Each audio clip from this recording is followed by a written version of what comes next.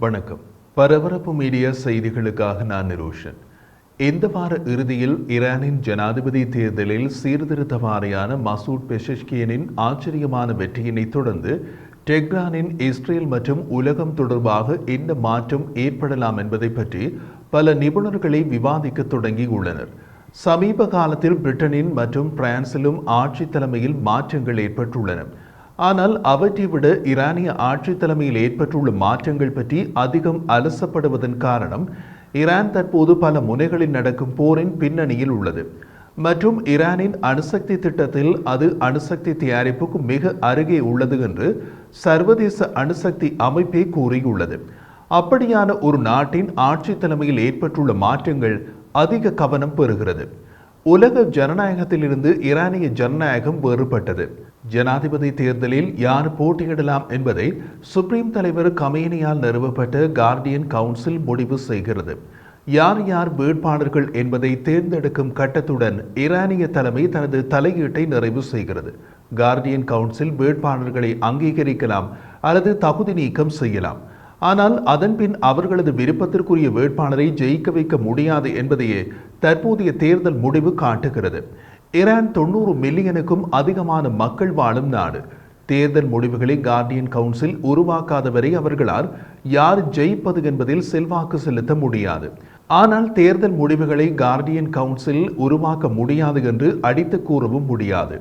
உதாரணமாக 2009 மஹ்மூத் அஹ்மதி நிஜாத்திற்கு வெற்றியினை வழங்குவதற்காக ஈரான் தேர்தல் முடிவுகளை போலியாக உருவாக்கியதாக நம்பப்படுகிறது. காரணம், அந்த தேர்தலில் 30 மாவட்டங்களில் 100% விட அதிகமாக வாக்களிப்பு நடந்தது. அதாவது மாவட்டத்தில் இருந்து பதிவு செய்யப்பட்ட வாக்காளர்களை விட வாக்களித்தவர்களின் எண்ணிக்கை அதிகமாக இருந்தது. சரி, தற்போதைய தேர்தலில் ஒரு சீர்திருத்தவாதி ஜெயித்தால் என்ன நடக்கும்? உடனடியாக எதுவும் நடக்காது. இஸ்லாமிய ஆட்சி எப்போதும் போல் தொடரும். ஆனால் தூர நோக்கில் சில மாற்றங்கள் ஏற்பட வாய்ப்பு உள்ளது. சீர்திருத்தவாத முத்திரையுடன் கூடிய பெசஷ்கியன் 2வது சுற்று தேர்தலில் ஜெயித்த போது தேர்தலில் மிகப்பெரிய திறந்த கேள்வி வாக்காளர்களின் எண்ணிக்கை. வாக்குப்பதிவு முதல் சுற்றில் இருந்ததை விட அதிகமாக இருந்தது. அது சுமார் 40% வாக்குப்பதிவில் இருந்து 50% வாக்குப்பதிவுக்கு எகிரியது. பெசஷ்கியன் வெற்றி பெறுவதற்கான வாய்ப்புகள் கணிசமாக வளர்ந்த காரணம், முதல் சுற்றில் வாக்களிக்காமல் புதிதாக வாக்களித்த 10% வாக்காளர்கள். இது எதை காட்டுகிறது என்றால், இஸ்லாமிய குடியரசு ஆட்சியினை விட பெரிய அளவிலான மக்கள் எப்போதும் மிதவாதிகள். பெண்களுக்கான உரிமை, அரசின் அடக்குமுறைகளுக்கு எதிராக வெளிப்படையாக குரல் கொடுத்த பெசஷ்கியனுக்கு புதிதாக வாக்களித்துள்ளார்கள். பெசஷ்கியன் முதல் சுற்றில் பெற்ற 10 மில்லியன் வாக்குகளில் இருந்து 2வது சுற்றில் 16 மில்லியனுக்கும் அதிகமான வாக்குகளை பெற்றதிலிருந்து அவர் பெரும்பான்மையான புதிய வாக்காளர்களின் ஆதரவை பெற்றார் என்று நிரூபிக்கலாம். அத்துடன் 2வது சுற்றுக்கு வர தவறிய மற்ற பழமைவாத வேட்பாளர்களின் வாக்காளர்களில் பலர் பெசஷ்கியனுக்கு வாக்களித்தனர். இருப்பினும் அந்த மற்ற பழமைவாத வேட்பாளர்கள் பழமைவாத கடும்போக்காளர் சயீத் ஜலீலியை ஆதரித்தனர். அதன் அர்த்தம் என்னவென்றால், மற்ற வேட்பாளர்களுக்கு வீழ்ந்த வாக்குகள் முற்றிலும் பழமைவாதத்திற்கு வீழ்ந்த வாக்குகள் அல்ல, அந்த வேட்பாளருக்கு விழுந்த வாக்குகள். அவர் போட்டியில் இல்லை என்றவுடன் சீர்திருத்தவாதிக்கு வாக்களித்தனர். அடுத்த விஷயம், அயத்துல்லா அலி கமேனி ஜனாதிபதி பதவிக்கு யார் போட்டியிடலாம் என்பதை கட்டுப்படுத்த முடியும் என்றால், வேட்பாளர்களின் பட்டியல் அமைக்கப்பட்டவுடன் வெற்றி பெறுபவர்களை முழுமையாக கட்டுப்படுத்த முடியாவிட்டாலும் கூட சீர்திருத்தவாத வேட்பாளர் யார் என்பதை அவர் கட்டுப்படுத்தி இருக்கலாம் அல்லவா? பெயர் அறியப்படாத சீர்திருத்தவாதி ஒருவரை மட்டும் போட்டியிட அனுமதித்திருக்கலாமே. அந்த கேள்விக்கு பதில், கமேனி கடும் போக்காளர்களில் ஒருவரை வெல்ல வைக்க வேண்டும் என்று விரும்பினார். அதே நேரத்தில் பெசஷ்கியன் அச்சுறுத்தலை முன்வைப்பார் என்று எதிர்பார்க்கப்படவில்லை. பெசஷ்கியனின் வெற்றி கமேனிக்கு ஏற்பட்ட வியப்பு மற்றும் திகைப்பு. சில ஈரான் நிபுணர்களால் மற்றொரு வாதம் முன்வைக்கப்படுகிறது. அமெரிக்க ஜனாதிபதி தேர்தலில் டொனால்ட் ட்ரம்ப் வெற்றி பெறுவார் என்ற அச்சம் காரணமாகவும், ட்ரம்ப் பதவியேற்பதற்கு முன்பு அணுசக்தி ஒப்பந்தத்தை செய்து கொள்ள மேற்கத்திய நாடுகளுக்கு ஒரு நல்ல முகத்தை காட்டுவதற்காக கமேனி பெசஷ்கியனை ஜெயிக்க வைத்ததாக சிலர் கூறுகிறார்கள். அதே நேரத்தில் இந்த விளக்கங்கள் அனைத்தும் தேர்தல் முடிவுகள் வெளியானதற்கு பிறகானவை, முன்பு யாராலும் கூறப்பட்டவை அல்ல.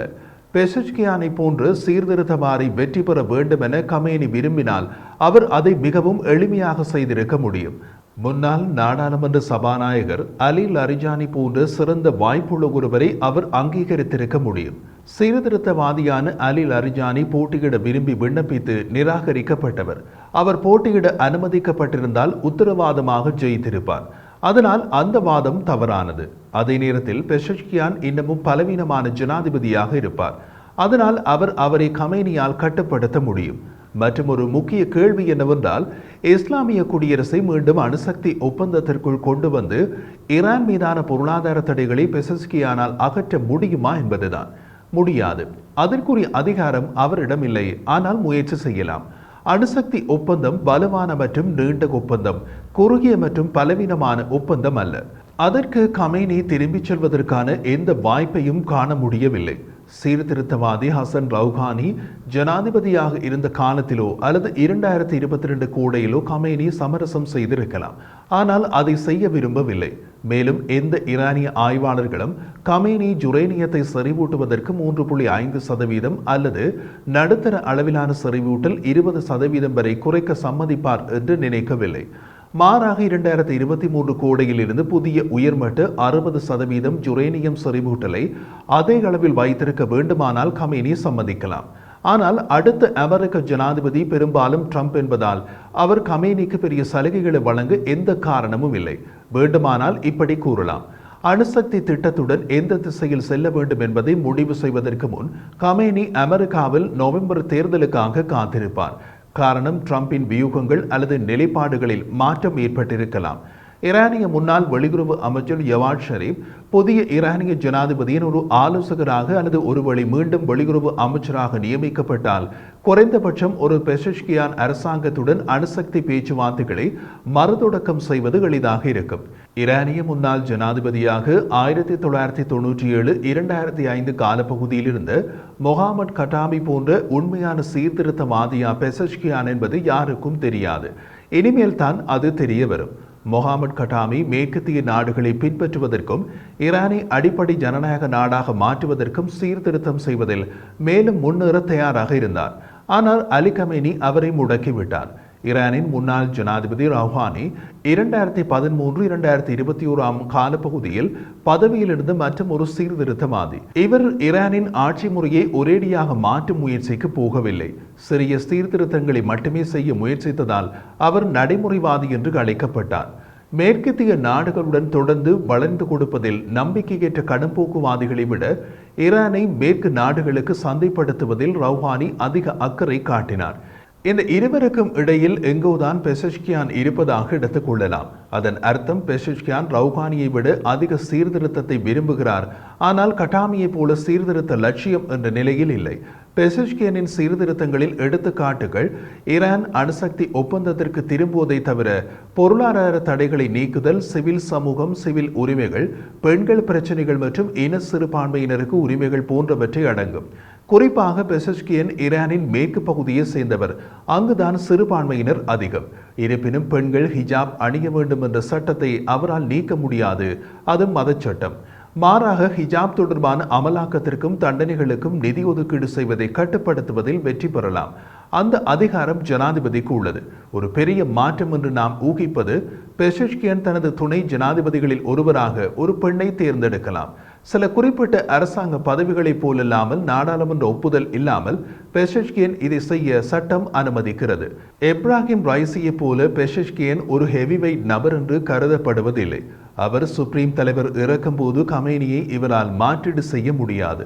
மாறாக 50 வயதுகளின் நடுப்பகுதியில் இருக்கும் கமேனியின் மகன் மொஜ்தபா ஹொசைனி கமேனி அல்லது ஈரானின் பெரும்பகுதியை ஏற்கனவே இயக்கி வரும் ஈரானிய கவுன்சில்களின் மூத்த உறுப்பினர்களின் முதன்மையான யாராவது தான் கமேனியை மாற்றீடு செய்வார்கள்.